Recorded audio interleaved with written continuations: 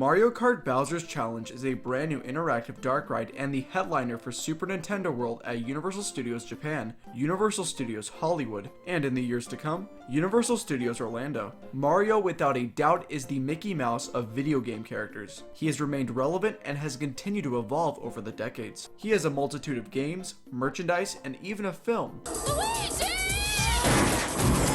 Not that one. Yes, there we go. Wahoo! Mario has left a huge imprint on a lot of people, especially if you played the games growing up. Super Nintendo World, and more specifically for this video, Mario Kart Bowser's Challenge, allows you to step into this world like you haven't before. Today I'm going to share 5 facts with you about this new ride. So without further ado, here we go!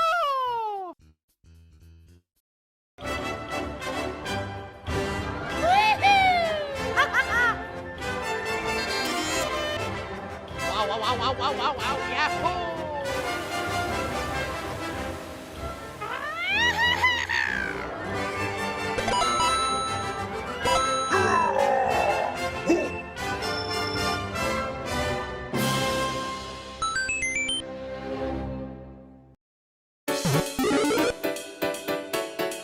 Something that makes the Mario Kart game so fun are the item boxes, which will allow you to get a special power-up that will help you along the race. One of the power-ups in the game are turtle shells. The turtle shells are actually a key feature on the ride, as the wheel in front of you has triggers that allow you to throw turtle shells just like in the game. And yes, you can even throw turtle shells at your own team, however, I don't recommend it. Depending on where you sit, you'll dispense a different color shell. These colors don't mean anything in terms of the game mechanic. They work all the same, they're just colored differently so you know which shell is yours. You also need to be wise when you throw your shells, as you get a limited number of them, so make sure not to spam the trigger and waste them. This feature is key in making this ride super interactive and most importantly, super rewritable, which is something you want in a ride.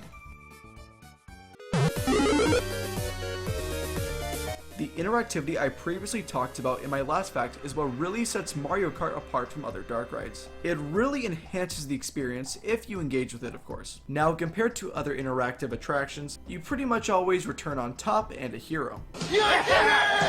But for Mario, you better put some effort into it. There are consequences for not doing anything or doing poorly on the ride. This could include not swerving at the correct time, not throwing enough shells at opponents, and just like I said, sitting back and doing nothing. Bowser's actually able to steal the golden cup and victory away from you. In other words, you might lose the race. If this happens, Bowser will drive onto a pedestal, and a banner will hang stating Team Bowser wins. Now, I actually think this idea is pretty fun. It adds a little bit of pressure on you to add some effort into it to secure the win for Team Mario.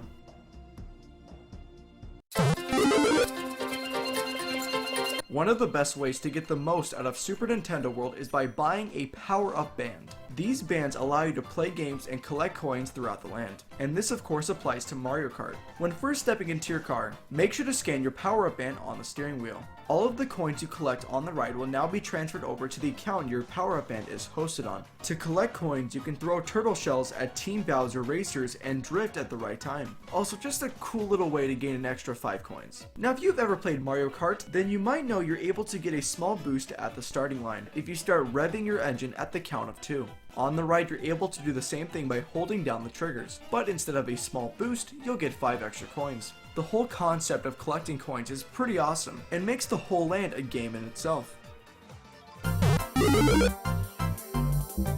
To give the illusion we're actually racing with Mario and his friends is done by a type of AR glasses to achieve this effect. The AR glasses have a set of digital screens that sit above your forehead out of view, and the effect only works when a transparent piece, in this case a hard plastic, is present to reflect the screen's visuals, allowing everything you see on the digital world to appear on top of real dark ride sets. Mario Kart is not the only place you can find this effect, as you might come across a pair of binoculars. However, they've been enhanced with AR. Now, this is a great example on how sometimes screens can help a land instead of hurting it.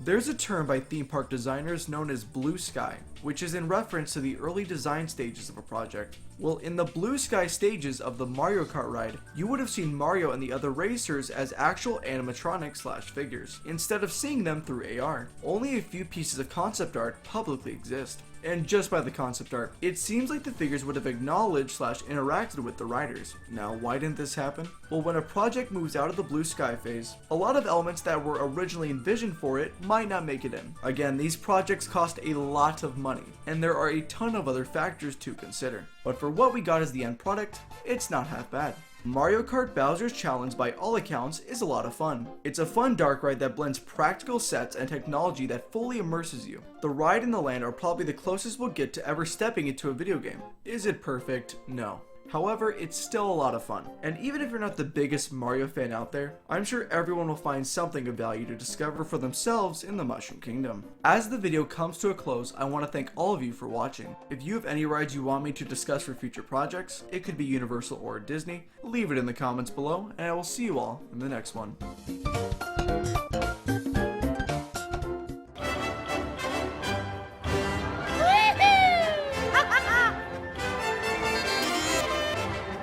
Wow, wow, wow, wow, wow, wow, wow, yahoo!